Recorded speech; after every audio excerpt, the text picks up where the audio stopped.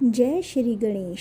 स्वागत है आपका अपने चैनल व्रत कथा वाणी में।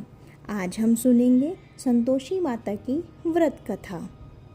उससे पहले हम इसकी विधि जान लेते हैं। इस व्रत को करने वाला कथा कहते व सुनते समय हाथ में गुड़ व भुने चने रखे।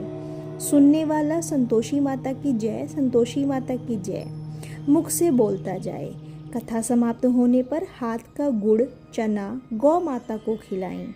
कलश में रखा हुआ गुड़ चना सबको प्रसाद के रूप में बांट दें। कथा से पहले कलश को जल से भरें, उसके ऊपर गुड़ चने से भरा कटोरा रखें।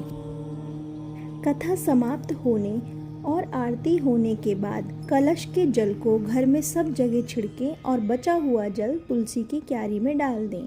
व्रत के उद्यापन में अढ़ाई सेर खाजा, मोमनदार पूड़ी, खीर, चने का साग नैवेद्य रखें। घी का दीपक जला संतोषी माता की जय जयकारा बोल नारियल फोड़ें। इस दिन घर में कोई खटाई न खाए और न आप खाएं, न किसी दूसरे को खाने दें। इस दिन 8 लड़कों को भोजन कराएं। देवर जेठ घर कुटुंब के लड़के मिले हों तो दूसरे को बुलाना नहीं।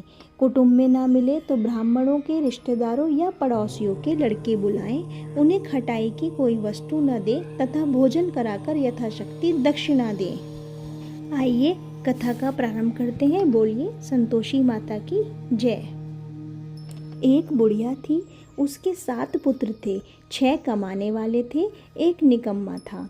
बुढ़िया माँ 6 पुत्रों की रसोई बनाती, भोजन कराती और पीछे से जो कुछ बचता सो 7वें को दे देती थी। परंतु वह बड़ा भोला भाला था, मन में कुछ विचार न करता था। एक दिन अपनी बहू से बोला, देखो मेरी माता का मुझ पर कितना प्यार है। वह बोली, क्यों नहीं, सबका जूठा बचा हुआ तुमको जो खिलाती है। वह बोला, भला ऐसा भी कहीं हो सकता है? मैं जब तक अपनी आंखों से न देखूं मान नहीं सकता। बहू ने हंसकर कहा, तुम देख लोगे तब तो मानोगे। कुछ दिन बाद बड़ा त्योहार आया। घर में 7 प्रकार का भोजन और चूरमा के लड्डू बने। 7 प्रकार की रसोई परोसी है। वह आग्रह करके जिमाती है। वह देखता रहा। 6 भाई भोजन कर उठे। तब माता ने उनकी झूठी थालियों में से लड्डुओं के टुकड़ों को उठाया और एक लड्डू बनाया। झूठन साफ करके बुढ़िया माँ ने पुकारा, उठो बेटा, 6 भाई भोजन करके गए, अब तुम्हारी बारी है, उठना, कब खाएगा? वह कहने लगा, माँ मुझे भोजन नहीं करना, मैं परदेश जा रहा हूँ। माता ने कहा, कल जाता हो, आज चला जा। वह बोला, हाँ हाँ आज ही जा रहा हूँ। यह कहकर वह घर से निकल गया। चलते समय बहू की याद आई। वह गौशाला में उपले थाप रही थी। वहीं जाकर उसने बोला, हम जावे परदेश को, आवेंगे कुछ काल, तुम रहियो संतोष से धर्म आपनो पाल। वह बोली, जाओ पिया आनंद से हमरू सोच मिटाए, राम भरोसे हम रहे ईश्वर तुम्हें सहाय। देख निशानी आपकी, देख धरू मैं धीर, सुधी हमरी मति विसारियो, रखियो मन गंभीर। वह बोला, मेरे पास तो कुछ नहीं, यह अंगूठी है, सो ले और अपनी कुछ निशानी मुझे दे। वह बोली, मेरे पास क्या है, यह गोबर भरा हुआ हाथ है। यह कहकर उसकी पीठ में गोबर के हाथ की थाप मार दी। वह चल दिया। चलते चलते दूर देश में पहुंचा। वहां पर एक साहूकार की दुकान थी। वहां जाकर कहने लगा, भाई मुझे नौकरी पर रख ले। साहूकार को जरूरत थी। बोला, रह जा। लड़के ने पूछा, तनख्वाह क्या दोगे? साहूकार ने कहा, काम देखकर दाम मिलेंगे। साहूकार की नौकरी मिली। वह सवेरे 7 बजे से रात तक नौकरी बजाने लगा। कुछ दिनों में दुकान का सारा लेन देन, हिसाब किताब, ग्राहकों को माल बेचना, सारा काम करने लगा। साहूकार के 7 से 8 नौकर थे।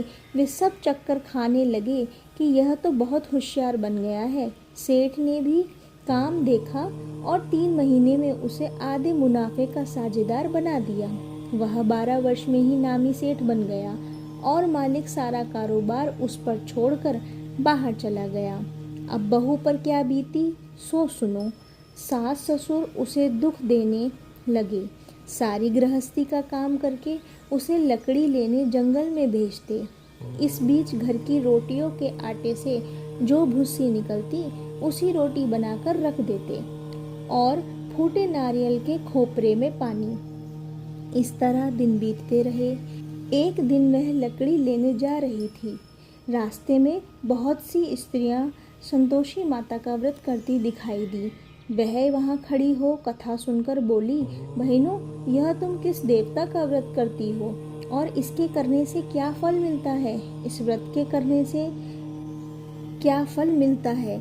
इस व्रत के करने की विधि क्या है? यदि तुम अपने व्रत का विधान समझाकर कहोगी तो मैं तुम्हारा एहसान मानूंगी। तब उनमें से एक स्त्री बोली, सुनो, यह संतोषी माता का व्रत है। इसके करने से निर्धनता दरिद्रता का नाश होता है और लक्ष्मी आती है। मन की चिंताएं दूर होती हैं। धार में सुख होने से मन को प्रसन्नता और शांति मिलती है। निपुत्र को पुत्र मिलता है। प्रीतम बाहर गया हो तो जल्दी आ जाता है। कुंवारी कन्याओं को मनपसंद वर मिलता है। राजद्वारे में बहुत दिनों से मुकदमा चलता हो तो खत्म हो जाता है। सब तरह सुख शांति हो जाती है। घर में धन जमा हो जाता है। पैसा जायदाद का लाभ हो जाता है। रोग दूर हो जाते हैं तथा जो कुछ मन में कामना हो वे सब इस संतोषी माता की कृपा से पूरी हो जाती है। वह पूछने लगी, यह व्रत कैसे किया जाता है, यह भी बताओ तो बड़ी कृपा होगी। स्त्री कहने लगी, 1.25 रुपये का गुड़ चना लेना, इच्छा हो तो 5.25 रुपये का लेना या 11.25 रुपये का भी सहूलियत अनुसार लेना। बिना परेशानी, श्रद्धा और प्रेम से जितना बन सके उतना लेना। 1.25 रुपये से 5.25 रुपये तथा इससे भी ज़्यादा शक्ति और भक्ति अनुसार लेना। हर शुक्रवार को निराहार रहना। कथा कहना सुनना, इसके बीच क्रम टूटे नहीं। लगातार नियम पालन करना। सुनने वाला कोई ना मिले तो घी का दीपक जला उसके आगे जल के पात्र को रख तथा कहना, परंतु नियम ना टूटे। जब तक कार्य सिद्ध ना हो नियम पालन करना और कार्य सिद्ध हो जाने पर ही व्रत का उद्यापन करना। 3 मास में माता फल पूरा करती है। यदि किसी के खोटे ग्रह हों तो भी माता 1 वर्ष में अवश्य कार्य को सिद्ध करती हैं। कार्य सिद्ध होने पर ही उद्यापन करना चाहिए, बीच में नहीं। उद्यापन में 2.5 सेर आटे का खाजा तथा इसी परिणाम से खीर तथा चने का साग करना। 8 लड़कों को भोजन कराना। जहाँ तक मिले देवर जेठ भाई बंधु कुटुंब के लड़के लेना। ना मिले तो रिश्तेदारों और पड़ोसियों के लड़के बुला लेना। उन्हें भोजन कराना। यथाशक्ति दक्षिणा दे माता का नियम पूरा करना। उस दिन घर में कोई खटाई न खाए। यह सुनकर बुढ़िया के लड़के की बहू चल दी। रास्ते में लकड़ी के बोझ को बेच दिया और उन पैसों से गुड़ चना ले माता की व्रत की तैयारी कर आगे चली और सामने मंदिर देख पूछने लगी, यह मंदिर किसका है? सब कहने लगे, संतोषी माता का मंदिर है। यह सुन माता के मंदिर में जा माता के चरणों में लौटने लगी। दीन होकर विनती करने लगी, माँ, मैं निपट मूर्ख हूँ, व्रत के नियम कुछ नहीं जानती, मैं बहुत दुखी हूँ। हे माता जगजननी, मेरा दुख दूर कर, मैं तेरी शरण में हूँ। माता को दया आई। एक शुक्रवार बीता कि दूसरे शुक्रवार को ही इसके पति का पत्र आया और तीसरे को उसका भेजा हुआ पैसा भी आ पहुँचा। यह देखकर जेठानी मुँह सिकोड़ने लगी, इतने दिनों में पैसा आया, इसमें क्या बढ़ाई है? लड़के ताने देने लगे। काकी के पास अब पत्र आने लगे, रुपया आने लगा। अब तो काकी की खातिर बढ़ेगी, अब तो काकी बुलाने से भी नहीं बोलेगी। बेचारी सरलता से कहती है, भैया पत्र आए रुपया आए तो हम सबके लिए अच्छा है। ऐसा कहकर आंखों में आंसू भरकर संतोषी माता के मंदिर में आ मातेश्वरी के चरणों में गिरकर रोने लगी। माँ, मैंने तुमसे पैसा नहीं मांगा, मुझे पैसे का क्या काम है? मुझे तो अपने सुहाग से काम है, मैं तो अपने स्वामी के दर्शन और सेवा मांगती हूँ। तब माता ने प्रसन्न होकर कहा, जा बेटी, तेरा स्वामी आएगा। यह सुन खुशी से बावली हो घर में जा काम करने लगी। जब संतोषी माता माँ विचार करने लगी, इस भोली पुत्री से मैंने कह तो दिया तेरा पति आएगा, पर आएगा कहाँ से? वह तो स्वप्न में भी इसे याद नहीं करता। उसे याद दिलाने मुझे जाना पड़ेगा। इस तरह माता बुढ़िया के बेटे के पास स्वप्न में प्रकट हो कहने लगी, साहूकार के बेटे, सोता है या जागता है? वह बोला, माता सोता भी नहीं हूँ, जागता भी नहीं हूँ, बीच में ही हूँ, कहो क्या आज्ञा है? माँ कहने लगी, तेरा घर बार कुछ है या नहीं? वह बोला, मेरा सब कुछ है माता, माँ बाप भाई बहन बहू, क्या कमी है? माँ बोली, भोले पुत्र, तेरी स्त्री घोर कष्ट उठा रही है, माँ बाप उसे दुख दे रहे हैं, वह तेरे लिए तरस रही है, तू उसकी सुधि ले। वह बोला, हाँ माता, यह तो मुझे मालूम है, परंतु मैं जाऊँ तो जाऊँ कैसे? परदेश की बात है, लेन देन का कोई हिसाब नहीं, कोई जाने का रास्ता नजर नहीं आता, कैसे चला जाऊँ? माँ कहने लगी, मेरी बात मान, सवेरे नहा धोकर संतोषी माता का नाम ले, घी का दीपक जला, दंडवत कर दुकान पर जा बैठना। देखते देखते तेरा लेन देन सब चूक जाएगा, जमा माल बिक जाएगा, सांझ होते होते धन का ढेर लग जाएगा। सवेरे बहुत जल्दी उठा, उसने लोगों से अपने सपने की बात कही तो वे सब उसकी बात अनसुनी कर दिल लगी उड़ाने लगे। कहीं सपने भी सच होते हैं? एक बूढ़ा बोला, देख भाई, मेरी बात मान, इस प्रकार सच झूठ करने के बदले देवता ने जैसा कहा है वैसा ही करने में तेरा क्या जाता है? वह बूढ़े की बात मान, स्नान कर संतोषी माँ को दंडवत प्रणाम कर घी का दीपक जला दुकान पर बैठ गया। थोड़ी देर में वह क्या देखता है कि देने वाले रुपया लाए, लेने वाले हिसाब लेने लगे, कोठे से भरे सामानों के खरीदार नगद दाम में सौदा करने लगे। शाम तक धन का ढेर लग गया। माता का चमत्कार देख प्रसन्न हो मन में माता का नाम ले घर जाने के वास्ते गहना कपड़ा खरीदने लगा और वहाँ के काम से निपट कर वह घर को रवाना हुआ। वहाँ बहू बेचारी जंगल में लकड़ी लेने जाती है। लौटते वक्त माँ के मंदिर पर विश्राम करती है। वह तो उसका रोजाना रुकने का स्थान था। दूर से धूल उड़ती देख वह माता से पूछती है, हे माता, यह धूल कैसी उड़ रही है? माँ कहती है, हे पुत्री, तेरा पति आ रहा है, अब तू ऐसा कर, लकड़ियों के 3 बोझ बना ले, एक नदी किनारे रख, दूसरा मेरे मंदिर पर और तीसरा अपने सर पर रख। तेरे पति को लकड़ी का गट्ठा देखकर मोह पैदा होगा, वह वहाँ रुकेगा, नाश्ता पानी बनाकर खाकर माँ से मिलने जाएगा, तब लकड़ियों को बोझ उठाकर घर जाना और बीच चौक में गट्ठा डालकर 3 आवाजें जोर से लगाना, लो सासू जी, लकड़ियों का गट्ठा लो, भूसी की रोटी दो और नारियल के खोपरे में पानी दो, आज कौन मेहमान आया है? माँ की बात सुन बहू, बहुत अच्छा माता, कहकर प्रसन्न हो लकड़ियों के 3 गट्ठे ले आई। एक नदी तट पर, एक माता के मंदिर पर रखा। इतने में ही एक मुसाफिर आ पहुंचा। सूखी लकड़ियां देख इसकी इच्छा हुई कि अब यही विश्राम करें और भोजन बना खाकर गांव जाएं। इस प्रकार भोजन बना विश्राम कर वह गांव को गया, सबसे प्रेम से मिला। उसी समय बहू सिर पर लकड़ी का गट्ठा लिए आती है। लकड़ी का भारी बोझ आंगन में डाल जोर से 3 आवाज देती है, लो सासू जी, लकड़ी का गट्ठा लो, भूसे की रोटी दो, नारियल के खोपरे में पानी दो, आज कौन मेहमान आया है? यह सुनकर सास बाहर आ अपने दिए हुए कष्टों को भुलाते हुए कहती है, बहू ऐसा क्यों कहती है? तेरा मालिक ही तो आया है, आ बैठ, मीठा भात खा, भोजन कर, कपड़े गहने पहन। इतने में आवाज़ सुन उसका स्वामी बाहर आता है और अंगूठी देख व्याकुल हो माँ से पूछता है, माँ यह कौन है?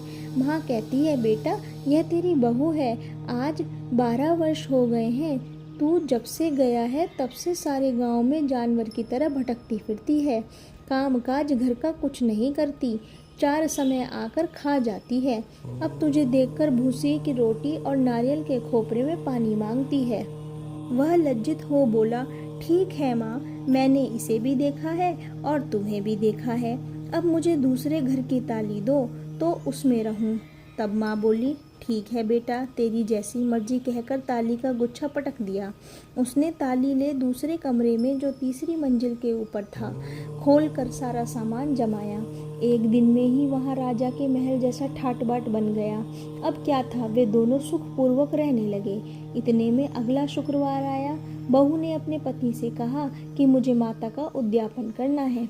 पति बोला, बहुत अच्छा, खुशी से करो। वह तुरंत ही उद्यापन की तैयारी करने लगी। जेठ के लड़कों को भोजन के लिए कहने गई। उसने मंजूर किया, परंतु पीछे जेठानी अपने बच्चों को सिखलाती है, देखो भोजन के समय सब लोग खटाई मांगना, जिससे उसका उद्यापन पूरा ना हो पाए। लड़के जीमने आए, खीर पेट भरकर खाई, परंतु याद आते ही कहने लगे, हमें कुछ खटाई दो। खीर खाना हमें भाता नहीं, देखकर अरुचि होती है। बहू कहने लगी, खटाई किसी को नहीं दे जाएगी, यह तो संतोषी माता का प्रसाद है। लड़के तुरंत उठ खड़े हुए, बोले, पैसा लाओ। भोली बहू कुछ जानती नहीं थी, सो उन्हें पैसे दे दिए। लड़के उसी समय जाकर इमली खाने लगे। यह देखकर बहू पर संतोषी माता को कोप आया। राजा के दूत उसके पति को पकड़ कर ले गए। जेठ जेठानी मनमाने खोटे वचन कहने लगे। लूट लूट कर धन इकट्ठा कर लाया था, सो राजा के दूत पकड़ के ले गए। अब सब मालूम पड़ जाएगा जब जेल की हवा खाएगा। बहू से यह वचन सहन नहीं हुए।